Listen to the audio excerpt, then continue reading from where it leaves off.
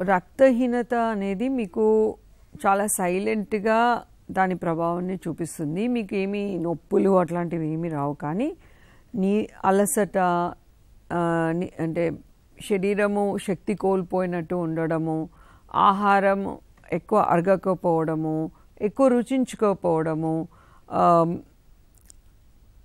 పిల్లలకైతే వాళ్ళు ఐక్యూ అంటే వాళ్ళ కాన్సన్ట్రేషన్ అనేది తగ్గిపోతుంది. స్కూల్లో వాళ్ళకు వచ్చే అంటే మార్కులు కూడా తగ్గిపోతాయి అన్నమాట.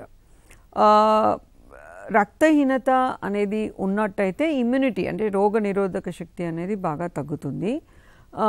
తన శరీరం అనేది కరెక్ట్గా పని చేయలేకపోతుంది అనమాట. ఎందుకంటే ఆక్సిజన్ క్యారింగ్ అంటే ఏదైతే ఆక్సిజన్ ప్రాణవాయువు ఉంటుందో అది శరీరంలో మనము సరైన మోతాదులో మనం సప్లై చేయలేకపోతాము.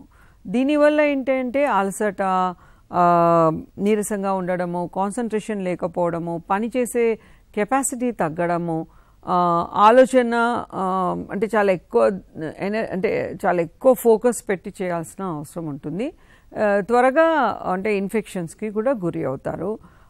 ఆహారం అరుగుదల కూడా ఎక్కువ ఉండదు. ముఖ్యంగా ప్రెగ్నెంట్ లేడీస్, లాక్టేటింగ్ మదర్స్కి ఇది చాలా డేంజరస్ ఇష్యూ. ప్రెగ్నెన్సీ కన్సెప్షన్ కాకముందే రక్తహీనత ఉంటే దాన్ని కరెక్ట్ చేసుకుని ప్రెగ్నెన్సీ అనేది ప్లాన్ చేసుకోవాలి. పిల్లలకు కూడా చాలా చిన్న టెస్ట్ ఇది.